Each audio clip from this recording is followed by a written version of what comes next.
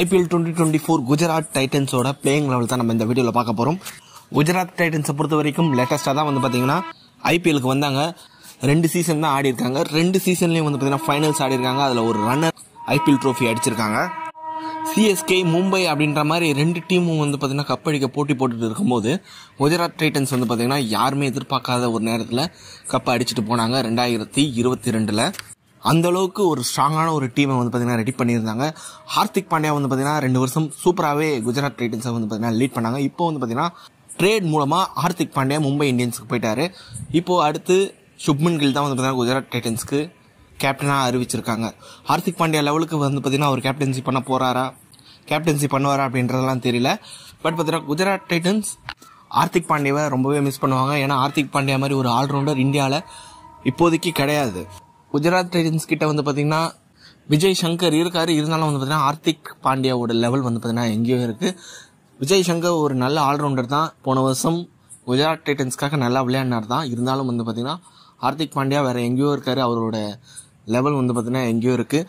ஹார்திக் பாண்டியா இல்லைன்னா கூட இந்த டீமில் பார்த்தீங்கன்னா நல்ல பிளேயர்ஸ் இருக்காங்க. உதாரணத்துக்கு டேவிட் மில்லர், ரஷித் கான், சாய் சுதர்சன், ராகுல் டெவாட்டியாக்கெல்லாம் ஒரு நல்ல டீமாக பார்த்தீங்கன்னா இந்த ஒரு டீம் தான் அமைஞ்சிருக்கு.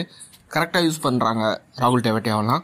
ஓகே, குஜராத் டைட்டன்ஸை பொறுத்த வரைக்கும் ஓப்பனிங்கில் சுப்மன் கில்லும் மேத்யூ வேடும் பார்த்தீங்கன்னா விளையாடுறதுக்கான வாய்ப்பு இருக்குது. ஒன் டவுனில் பார்த்தீங்கன்னா சாய் சுதர்சனை யாருமே மறக்க முடியாது. ஃபைனலில் பார்த்தீங்கன்னா சென்னை சூப்பர் கிங்ஸ் அகேன்ஸ்டாக பார்த்தீங்கன்னா ஒரு 90+ அடித்தார்.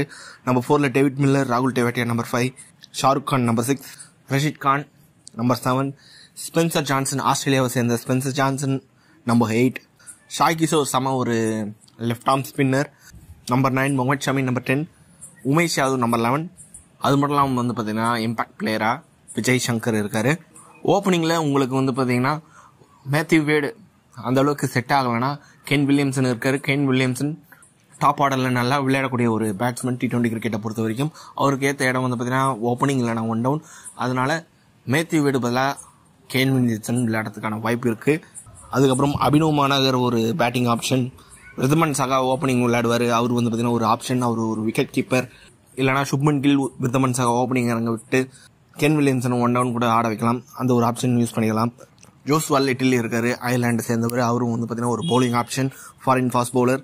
நான் சொன்ன பிளேயிங் லெவலில் பார்த்தீங்கன்னா முகமது ஷமி, உமேஷ் யாதவ் இருக்காங்க. ஸ்பென்சர் ஜான்சன் எடுத்திருக்காங்க. ஃபர்ஸ்ட் டைம் பார்த்தீங்கன்னா அவர் ஐபிஎல் விளையாட போகிறாரு. அவர் எப்படி விளையாட போகிறாரு அப்படின்றது தெரியல. பட் அவர் பார்த்தீங்கன்னா ஒரு 10 கோடிக்கு எடுத்திருக்காங்கன்னு நினைக்கிறேன். அவரும் ஒரு லெஃப்ட் ஆர்ம் ஃபாஸ்ட் பவுலர் தான். அவருக்கு ரீப்ளேஸ்மெண்ட்டாக பார்த்தீங்கன்னா ஜோஸ்வா லிட்டில் இருக்காரு. அதுக்கப்புறம் மோகித் சர்மா நம்ம லாஸ்ட் ஃபைனல்லே பார்த்துருப்போம். நல்லா பவுலிங் போட்டார். ஆக்சுவலாக போன சீசனில் பாதி மேட்ச் அவர் விளையாடவே இல்லை. அதுக்கப்புறம் தான் வந்தார். பட் பார்த்தீங்கன்னா செமையாக பார்த்தீங்கன்னா பவுலிங் போட்டார் குஜராத் டைட்டன்ஸ்க்கு. அதுக்கப்புறம் முன்னொரு இவர் பார்த்தீங்கன்னா ஒரு சைனாமேன் நூர் அகமது இருக்கார். இது மாதிரி நிறைய ஆப்ஷன்ஸ் இருக்குது. பட் பார்த்தீங்கன்னா ஹார்திக் பாண்டியா இல்லாதது ஒரு மிகப்பெரிய ஒரு டிஸ்அட்வான்டேஜ் தான். இருந்தாலும் அதெல்லாம் நம்ம மறந்துட்டு தான் குஜராத் டைட்டன்ஸ் அவங்க விளையாடி ஆகணும். குஜராத் டைட்டன்ஸ் பார்த்தீங்கன்னா எப்போவுமே ஆன் பேப்பரில் அந்தளவுக்கு ஒரு ஸ்ட்ராங்கான ஒரு டீமாக இருக்க மாட்டாங்க. பட் அவங்களோட பிளேயிங் லெவன் காம்பினேஷன் எப்போவுமே ஸ்ட்ராங்காக இருக்கும். இந்த வாட்டி எப்படி இருக்குது அப்படின்றத வெயிட் பண்ணி தான் பார்க்கணும். என்னை பொறுத்த வரைக்கும் ஆன் பேப்பரில் அந்தளவுக்கு சாட்டிஸ்ஃபேக்ஷன் கிடைக்கல. ஓகே, குஜராத் டைட்டன்ஸ் பார்த்தீங்கன்னா ஹார்திக் பாண்டியா இல்லாதனால இந்த வாட்டி பிளே ஆஃப் போவாங்களா மாட்டாங்களா அப்படின்றது கமெண்ட் பாக்ஸில் டைப் பண்ணுங்கள். உங்களோட பிளேயிங் லெவலில் நீங்கள் கமெண்ட் பாக்ஸில் டைப் பண்ணுங்கள். இந்த வீடியோ பிடிச்சிருந்தா லைக் பண்ணுங்கள், ஷேர் பண்ணுங்கள். நம்ம சேனலை மறக்காமல் சப்ஸ்கிரைப் பண்ணி வச்சுக்கோங்க.